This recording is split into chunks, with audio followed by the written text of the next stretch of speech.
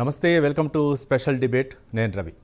విలువలతో కూడినటువంటి విద్య ఈ అంశంపైనే ఈరోజు మనతో మాట్లాడటానికి వెంకట్ ఇక్కుర్తి గారు మనకు లైవ్ ద్వారా తమ అభిప్రాయాలను వెల్లడించడానికి సిద్ధంగా ఉన్నారు. వెంకట్ ఇక్కుర్తి గారితో మాట్లాడాలనుకునేవాడు స్క్రీన్ మీద కనిపిస్తున్న నెంబర్ కాల్ చేసి నేరుగా మీ యొక్క సందేహాలను నివృత్తి చేసుకోవచ్చు. ముఖ్యంగా వెంకట్ ఇక్కుర్తి గురించి చెప్పాలంటే ఆయన అసాధారణ వ్యక్తి, విద్యావేత్త. దాదాపు గుంటూరు పరిసర ప్రాంతాల్లో ఆయన అన్ని విద్యా సంస్థలను కూడా ఒకే చోట ఏర్పాటు చేసి చాణక్య విద్యా హబ్ను స్థాపించి చాలామందికి విద్యను అందించారు. అంతేకాకుండా విద్యలపై అంటే ఉచిత విద్య అవ్వచ్చు, లేకపోతే ఇప్పుడు మారుతున్న పరిస్థితులకు అనుగుణంగా ఐటీ, మరోపక్క ఫార్మా ఇలాంటి అంశాలపై ఆయన దాదాపు 300 సెమినార్లను నిర్వహించారు. ఆ వెంకట వికృతి గారు ఈరోజు మనతో జాయిన్ అయ్యి ఆయన యొక్క అభిప్రాయాలను చెప్తారు. ముఖ్యంగా వెంకట వికృతి గారితో మాట్లాడాలనుకున్న వాళ్ళు స్క్రీన్ మీద కనిపిస్తున్నటువంటి నంబర్ కాల్ చేసి మీ యొక్క అభిప్రాయాలను తెలుసుకోవచ్చు. అంటే పాఠశాల స్థాయి నుంచి అలాగే కాలేజీ నుంచి యూనివర్సిటీలో జరుగుతున్న పరిణామాలు, ఉన్నత విలువలు ఏ విధంగా పెంపొందించుకోవాలా, ఒక విద్యతోనే సాధ్యమా, లేకపోతే అంటే విలువలు ఏ విధంగా పౌరులు పెంచుకోవాలి, యువత ముఖ్యంగా సమాజంలో ఏ విధంగా మనగలగాలి అనే అంశాలపైనే మన వెంకట వికృతి గారు తమ అభిప్రాయాన్ని వ్యక్తం చేస్తారు. నమస్కారం వెంకట వికృతి గారు. నమస్తే అండి వెంకట వికృతి గారు. అంటే ఈరోజు సబ్జెక్టు విలువలతో కూడినటువంటి విద్య. అసలు విలువలతో కూడినటువంటి విద్య అంటే ఏంటి? విలువలు, వాల్యూస్ అనేటువంటివి అసలు ఎడ్యుకేషన్ కి మోర్ ఇంపార్టెంట్ అండి. ఇప్పుడు అవి రెండు లేకపోతే అసలు ఎడ్యుకేషన్ యొక్క వాల్యూ అనేటువంటిదే లేదు. యాక్చువల్గా మనకి మనిషి యొక్క వాల్యూస్ ఎడ్యుకేషన్ తో పాటు పెరగాలి, లేకపోతే కష్టమైపోతుంది. ప్రస్తుతం సిచ్యువేషన్ లో ఏంటంటే వాల్యూస్ అనేటువంటివి రోజు రోజుకి తగ్గిపోతున్నాయేమో అనిపిస్తుంది. ఫస్ట్ ఆఫ్ ఆల్ ప్రతి ఒక్కళ్ళు ఏంటంటే ఎడ్యుకేషన్ గురించి మాట్లాడుతున్నారు. అసలు నేనైతే ఏం చెప్తానంటే చదువుకోమని ఎవరికి చెప్పద్దు. ఫస్ట్ ఆఫ్ ఆల్ చదువుకోండి అని మాత్రం ఎవరికీ చెప్పొద్దు. చదువుకుంటే ఉండేటువంటి ఇంపార్టెన్స్, చదువుకోవటం వల్ల వచ్చే ఉపయోగాలు చెప్దాం మనం. దాన్ని బట్టి వాళ్ళు డిసైడ్ చేసుకుంటారు అసలు మనం చదవాలా చదవకూడదా అనేది వాళ్ళు డిసైడ్ చేసుకుంటారు. అలా కాకుండా మనం వాళ్ళని బై హార్ట్ చేయించటము, లేకపోతే ఇంకోటి చేయించటం వల్ల ఏం జరుగుతుంది అంటే వాళ్ళకి ఒక కమర్షియలైజేషన్ కాన్సెప్ట్ డెవలప్ అయిపోతుంది. అంటే చదువు అనేది ఉద్యోగం కోసమే అనేటువంటి ఒక చిన్న భావన వాళ్ళు డెవలప్ అయిపోతుంది. దాని నుంచి మనం ఏంటంటే కొంచెం డీవియేట్ చేయాలి కంపల్సరీగా. చదువు అనేటువంటిది ఒక కాన్సెప్ట్, అదే లైఫ్ మొత్తానికి అది కాదు ఫస్ట్ ఆఫ్ ఆల్ అనేటువంటిది మనం చెప్పగలిగితే that should be good and నా పర్టికులర్ పర్సనల్ ఒపీనియన్ అనమాట. వెంకట వికృతి గారు, అంటే చదువు కన్నా కూడా సంస్కారం ముఖ్యం అంటారు. దీనిపై మీ యొక్క అభిప్రాయం? చదువుతో పాటు సంస్కారం చాలా ముఖ్యమండి. చదువు అవసరమే, చదువు అవసరం లేదు అని మనం చెప్పట్లేదు. చదువు చాలా అవసరం. ఎందుకంటే ఒక మనిషిని నెక్స్ట్ లెవెల్కి తీసుకెళ్లేది ఎడ్యుకేషన్ ఒకటే.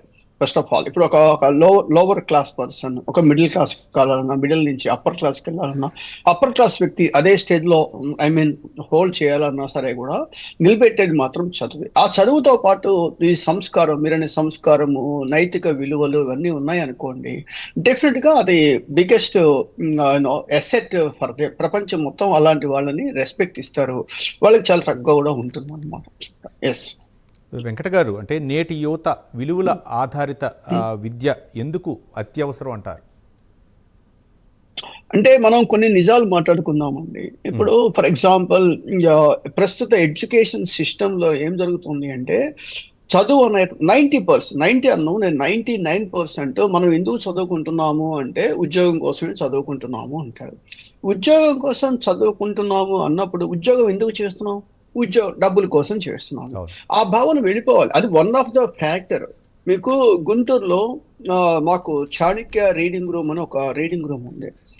2 years back, I think 3 years back CA results వచ్చిన రోజు ఒక 10 మందో 12 మందో సూసైడ్ అటెంప్ట్ చేశారు. అందులో ఒక 2-3 చనిపోయారు పాపం, దురదృష్టవశాత్తు. చనిపోతే నేను ఎవరంటే గరికపాటి నరసింహరావు గారికి ఫోన్ చేసి, సార్ మీరు మా ఇన్స్టిట్యూట్కి వచ్చి మీరు మాట్లాడాలండి అని. నేను ఆయనకి చాలా క్లియర్ గా చెప్పాను, సార్ మీరు దేవుడి గురించి ఏం మాట్లాడద్దు, మాకు అక్కర్లేదు కూడా. అంటే I'm not against you God, మాకు అక్కర్లేదు. విద్యార్థులకి చదువు అనేటువంటిది, ఎగ్జామ్స్ అనేటువంటిది వాళ్ళ జీవితంలో ఒక చిన్న భాగం మాత్రమే, అంటే చిన్న పార్ట్ ఒకటే. దాన్ని బేస్ చేసుకొని మీరు చేయాల్సిన అవసరం ఏమీ లేదు అనే టాపిక్ మీద మీరు మాట్లాడండి సార్ అని చెప్తే it's a grand success. Almost ఒక 1000 మంది స్టూడెంట్స్ విన్నారు ఆ వీడియోస్, యూట్యూబ్ లో బాగా జనాలు విన్నారు. ఆ రోజు నుంచి మళ్ళా ఈ రోజు వరకు సూసైడ్ అటెంప్ట్ అనేటువంటిది బ్రాడీపేట ఏరియాలో లేదు. ఎందుకంటే బ్రాడీపేట ఏరియాలో దాదాపుగా 2-3 వేల మంది సిఏ స్టూడెంట్స్ ఉంటారు. మా రీడింగ్ రూమ్ లోనే దాదాపు ఒక 500-600 మంది స్టూడెంట్స్ ఉంటారు. సో కాబట్టి ఇక్కడ ఏమవుతుంది అంటే మనం స్వార్థాన్ని కొంచెం వదిలిపెట్టాలి. ఇప్పుడు గరికపాటి గారిని ఇక్కడ దాకా తీసుకురావటము ఏదో కొంచెం డబ్బులు అవుతాయి, అవన్నీ నేను చెప్పట్లేదు. కనీసం ఆ మాత్రం కూడా ఇన్స్టిట్యూషన్స్ స్పెండ్ చేయలేకపోతే పిల్లలకి స్టూడెంట్స్ కి వాల్యూస్ ఎక్కడి నుంచి వస్తాయి అనేది నా ఫస్ట్ క్వశ్చన్ ఒకటి. రెండోది ఏమవుతుందంటే ఈ స్టూడెంట్స్ కి మనం ఏం చెబుతున్నాం, తెల్లవారినప్పటి నుంచి కూడా వాల్యూస్ గురించి ఏం చెప్పట్లేదు, హానెస్టీ గురించి చెప్పట్లేదు, అకౌంటబిలిటీ గురించి చెప్పట్లేదు, ట్రాన్స్పరెన్సీ గురించి చెప్పట్లేదు. కాన్స్టిట్యూషనల్ వాల్యూస్ అంటే ఎక్కువైపోయింది. అంటే దాని కాన్స్టిట్యూషన్ ఏం చెబుతుంది, ప్రైమరీ హక్కులు కొన్ని ఉన్నాయి కదా, అది రెస్పెక్ట్ ఫర్ డైవర్సిటీ చెప్పట్లేదు. నెక్స్ట్ అసలు గ్లోబల్ గా ఎలా ఉండాలి, లెర్న్ లోకల్లీ ఎక్స్పోజ్ గ్లోబల్లీ అనేటువంటి కాన్సెప్ట్ మనం డెవలప్ చేయట్లేదు. ఇలాంటివన్నీ చేయకుండా మనకి వాల్యూస్ ఎక్కడి నుంచి వస్తాయండి? ఏదో జస్ట్ a+b² =a²+b²+2ab అని బట్టి కొట్టిచ్చేస్తున్నాం. కానీ అది ఒక ఎండ్, నేను తప్పు పట్టట్లేదు. కానీ దాంతో పాటు దాన్ని ఎక్కడ అప్లై చేస్తున్నాము, ఎందుకు అప్లై చేయాలి అనేటువంటి కాన్సెప్ట్ జనాల్లోకి అసలు రావట్లేదు. ఫస్ట్ స్టూడెంట్స్ లోకి రావట్లేదు. వాళ్ళకు కూడా ఏమైపోయింది, డిగ్రీ అయిపోయిన తర్వాత మనం ఆలోచిద్దాంలే, ఉద్యోగం కోసం వెతుకుదాంలే అని చెప్పి వాళ్ళు ప్రతి ఒక్కళ్ళు ఏం చేస్తున్నారంటే ఈ హానెస్టీ, అకౌంటబిలిటీ అనే పదాన్ని రెండు వదిలేసేసి ఈజీ షార్ట్ కట్స్కి అలవాటు అయిపోయారు. షార్ట్ కట్స్ అంటే ఏమవుతుందంటే, చిన్న ఎగ్జాంపుల్ ఏంటి, నిన్న ఒక కాలేజీ ఒక ప్రిన్సిపాల్ గారు చెప్పారు నాకు. ఏం చెప్పారంటే వాళ్ళకి ఏదో ఒక 20 పొజిషన్స్ ఉన్నాయని ఒక కంపెనీ వాళ్ళు ఫోన్ చేస్తే వాళ్ళకి ఎగ్జామ్ పెట్టారు, రిటన్ ఎగ్జామ్ పెట్టారు ఆన్లైన్లో. వీళ్ళందరూ 40 మంది స్టూడెంట్స్, అందరికీ 100కి 100 మార్క్స్ వచ్చేసాయి, 100కి 100 రాగానే వాళ్ళు ఏం చేశారంటే పర్సనల్ ఇంటర్వ్యూ పిలిచారు, ఫ్రెండీ అని చెప్పేసి. అందుట్లో దాదాపుగా ఒక 10 మంది అసలు రాలేదు, 30 మంది వచ్చారట. 30 మందికి very very very basic questions అడిగితే ఏ ఒక్కళ్ళు ఆన్సర్ చేయలేదట. అంటే ఏం జరిగింది, ఈ ఎగ్జామ్ పెట్టినప్పుడు వీళ్ళందరూ కూడా ChatGPTనో, కోపైలెటో, లేకపోతే జనరేటివ్ ఏఐయో, ఇవేవో ఏఐ టూల్స్ యూస్ చేసుకొని ఆన్సర్లు తీసుకొని రాసేసారు. రియల్ గా వచ్చేసరికి ఏమైంది, వాళ్ళకి రాలేదు. ఇప్పుడు నేను కూడా ChatGPT యూస్ చేస్తాను, నేను యూస్ చేయనని చెప్పట్లేదు. ఎప్పుడు యూస్ చేయొచ్చు, ఉద్యోగం వచ్చేసిన తర్వాత ఆ నిలబెట్టుకోవడం కోసం ఏదో ఉపయోగించుకోవచ్చు. ఉద్యోగం రావటానికి ChatGPT ఉపయోగపడదు, అది బేసిక్ ఫిలాసఫీ. ఈ చిన్న చిన్న విషయాలు కూడా స్టూడెంట్స్ కి అస్సలు తెలియటం లేదు. ఫస్ట్ ప్రాబ్లం అదే అనమాట యాక్చువల్గా.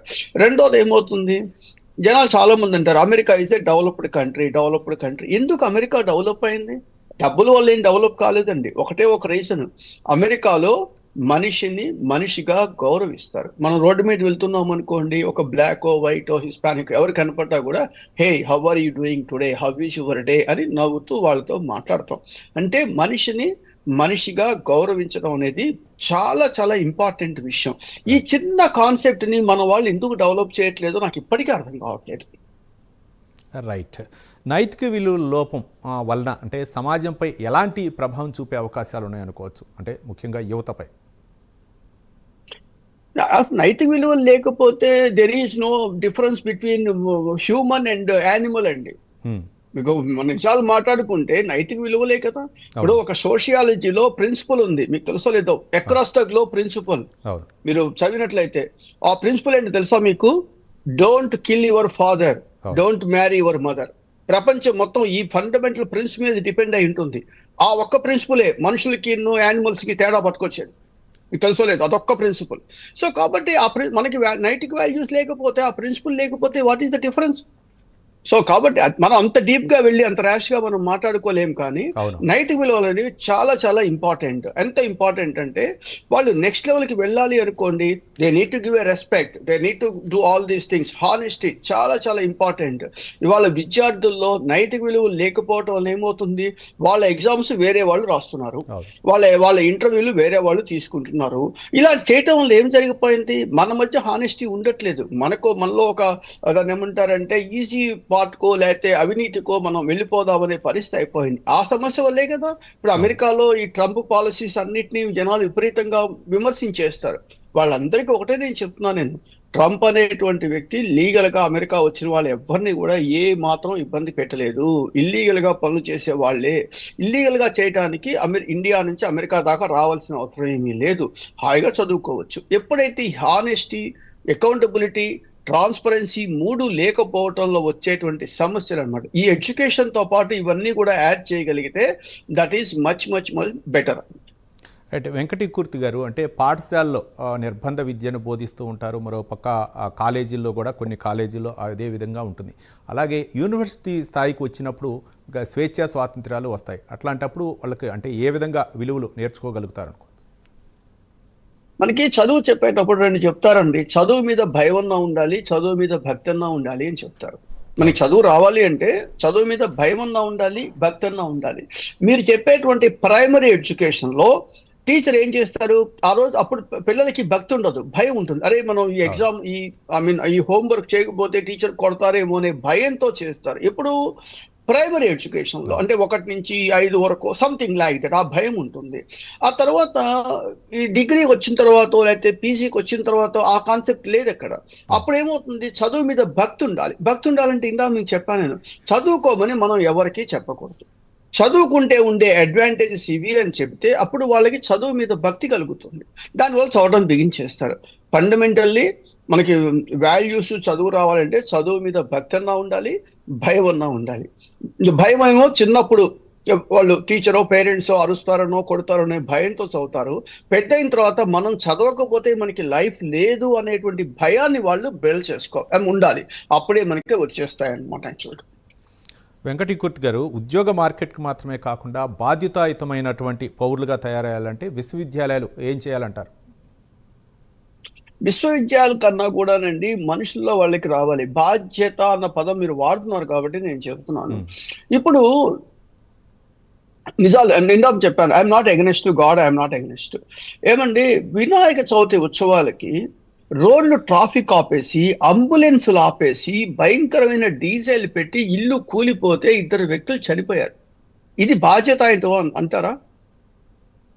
నేను వెరీ స్ట్రైట్ గా అడుగుతున్నాను. నేను వినాయక చవితికి మేము గుంటూరులో వినాయక చవితి చేసాము, జస్ట్ పూజ చేసుకున్నాము, ఆ విగ్రహాన్ని తీసుకెళ్లి ఆ మట్టిలో వాళ్ళు పెట్టేస్తాము, అయిపోయింది.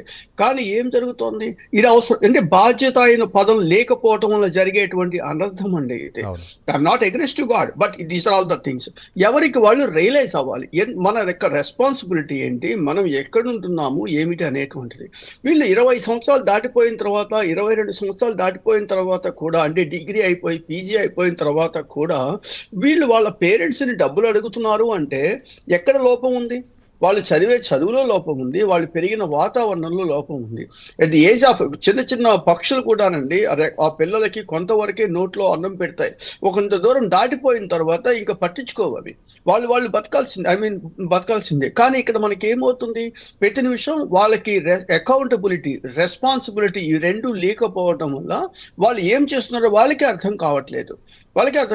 ఇప్పుడు ఎందుకు మనకి రేపు 22వ తారీఖు నుంచి 2వ తారీఖు దాకా 10 రోజుల పాటు సెలవులు ఉన్నాయి. ఫర్ ఎగ్జాంపుల్ అది దసరా వెకేషన్ అన్నారు. ఈ దసరా వెకేషన్ కాలేజీ వాళ్ళు సెలవులు ఇచ్చారు, పర్ఫెక్ట్. ఈ సెలవుల్లో అరే మనం ఒక కొత్త టెక్నాలజీ నేర్చుకుందాము, ఈ సెలవుల్ని మనం పర్ఫెక్ట్ గా ఉపయోగించుకుందాము. ఈ 10 రోజులు అంటే 2 రోజులు ఫెస్టివల్ అనుకోండి, దట్ షుడ్ బి ఫైన్.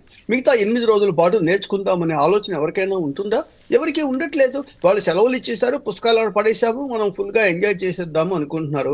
ఇలా ఎంజాయ్ చేసేటువంటి వాళ్ళకి రేపు కార్పొరేట్ లో జాబులు దొరుకుతున్నాయా? ఇవాళ ఆర్టిఫిషియల్ ఇంటెలిజెన్స్ రోజు రోజుకి కొన్ని 100,000 ఉద్యోగాలు వెళ్ళిపోతున్నప్పుడు అంటే కొత్త జాబ్స్ వస్తాయి. కొత్త జాబ్స్ రావటానికి మనం ప్రిపేర్ అయి ఉన్నామా, మనం సబ్జెక్ట్ నేర్చుకుంటున్నామా అనేటువంటిది వాళ్ళు రియలైజ్ అవ్వాల్సిందే. అలాంటి వాళ్ళు ఏం చెప్తారు, ఎవరన్నా మా దగ్గరకు వస్తే మేము వాళ్ళకి హెల్ప్ చేయగలుగుతాం, అంతేగాని ఎవరు రాకుండా మేమేం చెప్తాం? మేమేం చెప్పలేం.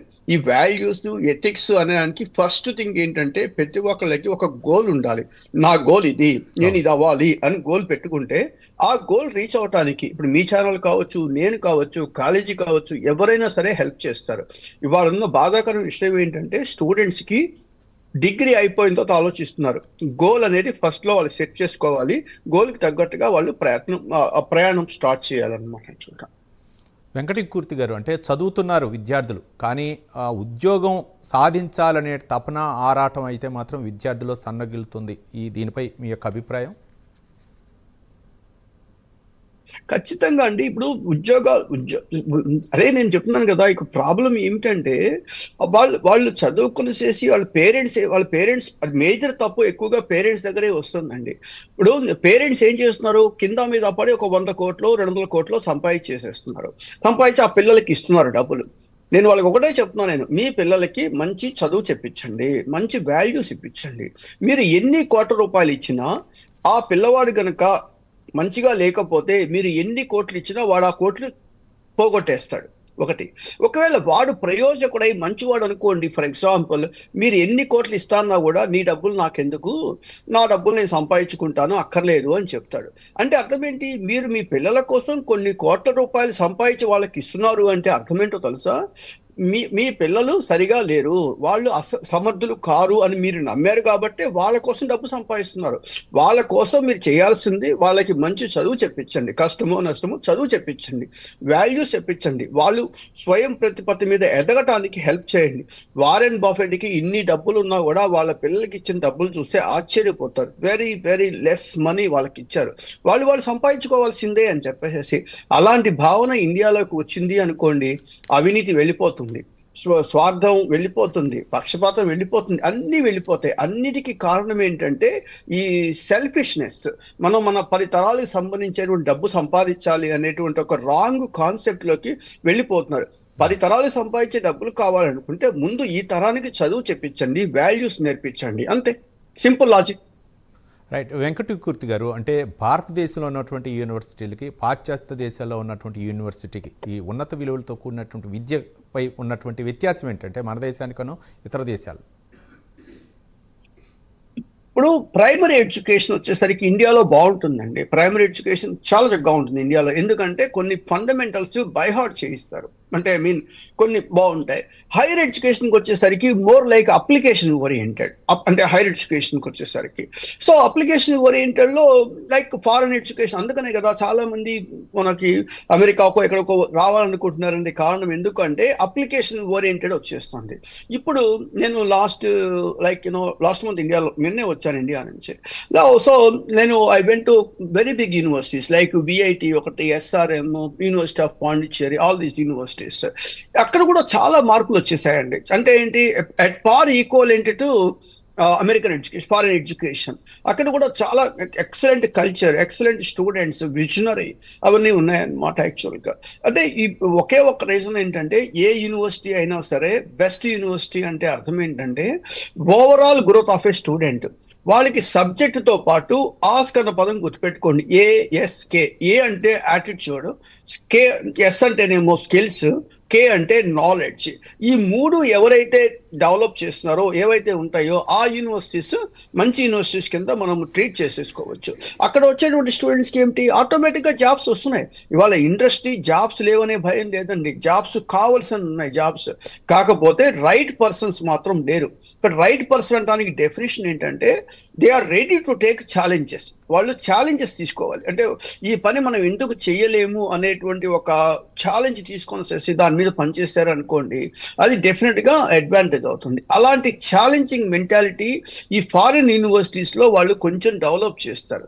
అందుకనే కదా ఇప్పుడు సపోజ్ బిల్ గేట్స్ కావచ్చు, లేకపోతే ఎలాన్ మస్క్, లేకపోతే ఇంకోటి, వీళ్ళంతా ఇక్కడ తయారై వచ్చేసారు వాళ్ళు. అంటే ఆ కంపెనీలో ఇండియన్స్ పనిచేయట్లేదు అంటే పనిచేస్తారు, నేను వాళ్ళని డిస్కస్ చేయట్లేదు. ఈ ఎంట్రప్రీనర్షిప్ అనేటువంటిది, ఒక లీడర్షిప్ క్వాలిటీస్ అనేటువంటిది మనం డెవలప్ చేయగలిగితే that is much more better అన్నమాట యాక్చువల్గా.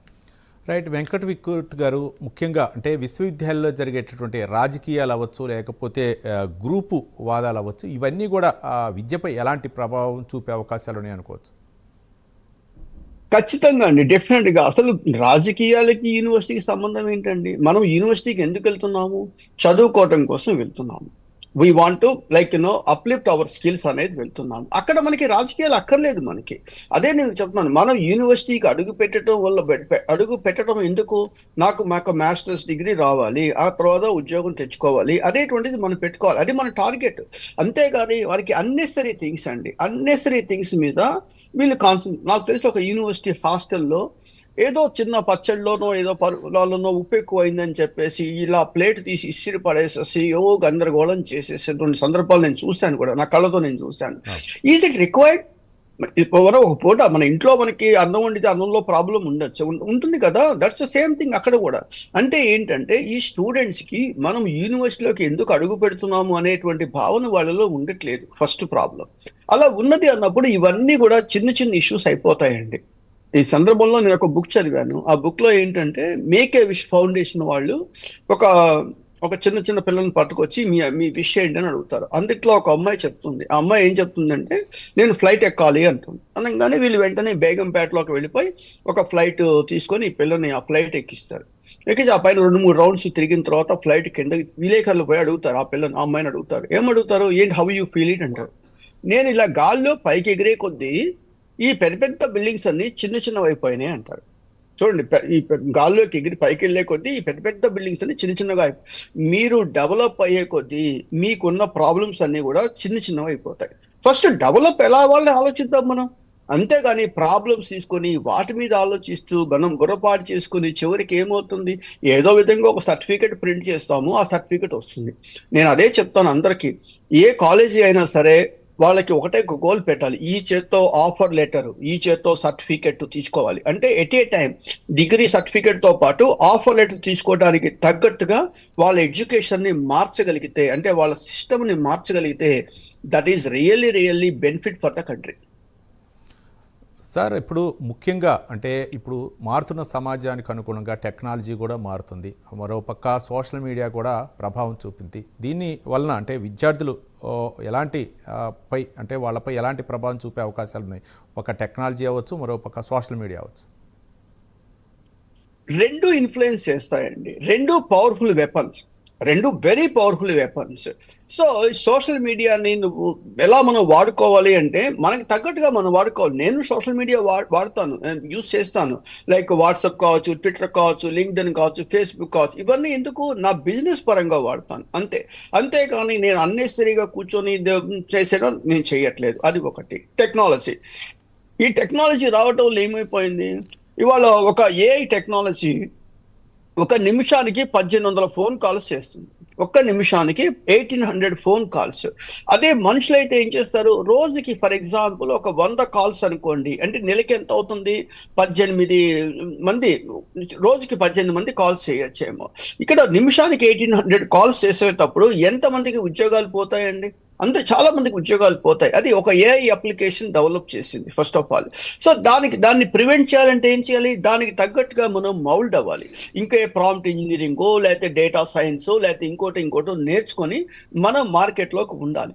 అంతేగాని ఆశావాది గులాబీలను చూస్తాడు, నిరాశావాది గులాబీ పక్కన ముళ్ళను చూస్తాడు అని చెప్పేసి ఇక్కడ టెక్నాలజీ వచ్చేస్తుంది భయపడటం కాదు. ఆ టెక్నాలజీ కూడా మనకి కొత్త అవకాశాలు కల్పిస్తుంది. ఆ కొత్త అవకాశాలు ఏమిటి అనేది మనం ఫిగర్ అవుట్ చేయాలి. ఇవాళ మీకు world this organisation economic forum announce చేస్తుంది, ఆర్టిఫిషియల్ ఇంటెలిజెన్స్ వల్ల 90 మిలియన్ జాబ్స్ పోతాయి, అంటే 9 కోట్ల జాబ్స్ పోతాయి. కానీ 170 మిలియన్ కొత్త జాబ్స్ క్రియేట్ అవుతాయి అని చెప్పేసి, అంటే 17 కోట్ల జాబ్స్ క్రియేట్ అవుతాయి అని చెప్పేసి మనం దాని గురించి ఆలోచిద్దాం. మనం పోయే జాబ్స్ గురించి ఆలోచించదు. వీటిని ఎలాగో మనం ఆపలేము ఫస్ట్ ఆఫ్ ఆల్. సో కాబట్టి ఏం చేయాలి, వీళ్ళు ఒక రైట్ పర్సన్ ని సెలెక్ట్ చేసుకోవాలి. అంటే మనం టెక్నాలజీ పరంగా రైట్ పర్సన్ సెలెక్ట్ చేసుకోవాలి, వాళ్ళతో మాట్లాడాలి. మనం ఎవరితో మాట్లాడంగా, మనం మాట్లాడేది ఏమిటి, ఫోన్తో మాట్లాడతాము, లేకపోతే సినిమాకి వెళ్ళి సినిమాలు చూస్తాం. అంతేగాని రియల్ పర్సన్స్ ఎక్కడ మాట్లాడుతున్నాం, మనం మాట్లాడట్లేదు. రెండవది ఏమవుతుంది, మాట్లాడినప్పుడు మనకి సొల్యూషన్ తెలియవు. ఫస్ట్ క్వశ్చన్, ఏ టెక్నాలజీ నేర్చుకోవాలి అది తెలియదు. ఎవరో మనకి పక్కవాడు చెప్తాడు, లేకపోతే మనం ఫాలో అవుతాము. Leader is always leader, follower is always follower. So కాబట్టి వాళ్ళు ఫాలో అవుతాము. మనం ఎప్పటికీ ఫాలోవర్ అయ్యేటువంటి వాడు ఎప్పటికీ డెవలప్ కాడండి. లీడర్ ఎప్పుడైనా డెవలప్ అవుతాడు కానీ ఫాలోవర్ కాదు. సో వీళ్ళు వాళ్ళ యొక్క యాటిట్యూడ్ ని స్టూడెంట్స్ మార్చుకోవాలి. నేను చదివిన చదువు ఏమిటి, ఆ చదువుకి ఏ కోర్సెస్ నాకు ఉపయోగపడతాయి, ఏ కోర్సెస్ నాకు ఉపయోగపడవు డిసైడ్ చేసుకోవడానికి ఒక రైట్ గురువుని సెలెక్ట్ చేసుకోవాలి. If you are at right guru, you never did anything wrong. If you are not at right guru, whatever you are doing is wrong. అందుకని మీరు నాయకులు చూస్తుంటారు, another meaning of real happiness is quality education. That's the more important అన్నమాట. Right, thank you doctor Venkat Ikkurthi garu. అంటే మొత్తానికి విలువలతో కూడినటువంటి విద్య వలన ఎలాంటి ప్రయోజనం చేకూర్చుతో సవివరంగా వివరించినందుకు ధన్యవాదాలు. థ్యాంక్ యూ వెంకట్ ఇక్కుర్తి గారు. ఇది ఇవాళ స్పెషల్ డిబేట్. మరో అంశంతో మళ్ళీ కలుద్దాం. చూస్తూనే ఉండండి ప్రైమ్ 9 న్యూస్. నిజం ఇదే మా ఇజం.